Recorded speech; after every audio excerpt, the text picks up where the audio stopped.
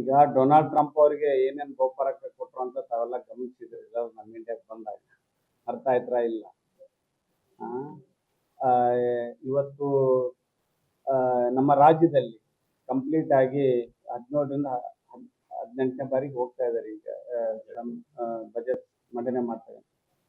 ಇವಾಗ ಇತಿಹಾಸ ಮರೆತರು ಯಾರು ಇತಿಹಾಸ ಸೃಷ್ಟಿಸಲಾರ ಅಂತ ನಾನು ಈ ಮೂಲಕ ಹೇಳಿಕ್ಕೆ ಇಷ್ಟಪಡ್ತೀನಿ. ಯಾವ್ದಾದ್ರು ಇತಿಹಾಸ ಇಟ್ಕೊಂಡು ಇತಿಹಾಸ ಹೇಳಕ್ ಹೋದ್ರೆ ನಾವು ಅದು ಪ್ರಾಮುಖ್ಯತೆ ಇರ್ತದೆ. ಈಗ ಇಡೀ ರಾಜ್ಯದಲ್ಲಿ ಹೈಯೆಸ್ಟ್ ಬಜೆಟ್ ಮಂಡನೆ ಮಾಡಿ ನಮ್ಮ ಸಿದ್ದರಾಮಯ್ಯ ಸಾಹೇಬ್ ಆ ಅನುಭವದಿಂದ ಹೇಳಿದ್ದಾರೆ. ಅದನ್ನ ಸ್ಫೂರ್ತಿಯಾಗಿ ತಗೊಂಡು ನಾವೆಲ್ಲರೂ ಕೂಡ ಹೇಳ್ಬೇಕಾಗುತ್ತೆ. ಅರ್ಥ ಆಯ್ತಾ ಇಲ್ಲ? ಯಾವಾಗ ಆಪೋಸಿಷನ್ ರೂಲಿಂಗ್ ಅಂದ್ರೆ ಒಂದು ನಾಣ್ಯದ 2 ಟೈಪ್ ಇರಬೇಕಲ್ಲ ಕಂಪ್ಲೀಟ್ ಆಗಿ.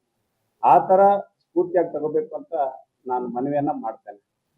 ಇವಾಗ ನೋಡ್ರಿ, ಎಲ್ಲಾ ದಾಖಲೆಗಳು ಮುರಿದ್ರಿ. ಎಲ್ಲ ಜನವರಿ 8 ಬಂದ್ರೆ ದೇವರಾಜೋತ್ಸವ ದಾಖಲೆ ಕೂಡ ಮುಗಿಸಿ ಇವತ್ತು ಹೆಚ್ಚು ವರ್ಷಗಳ ಕಾಲ ಇವತ್ತು ಆಡಳಿತ ಮುಖ್ಯಮಂತ್ರಿ ಆಗಿತ್ತು. ಇದು ಇತಿಹಾಸ ಅಲ್ಲೇನ್ರಿ? ಯಾರಾದ್ರೂ ಮಾಡಿದ್ದೀನ? ಅರ್ಥ ಆಯ್ತಲ್ಲ? ಅದಕ್ಕೆ ಇತಿಹಾಸವನ್ನು ತಿಳ್ಕೊಂಡು ಇತಿಹಾಸವನ್ನು ಹೇಳಿದ್ರೆ ಅದಕ್ಕೆ ಬೆಲೆ ಇರ್ತದೆ. ಇತಿಹಾಸ ತಿಳ್ಕೊಂಡು ನಾವೇನು ಹೇಳಕ್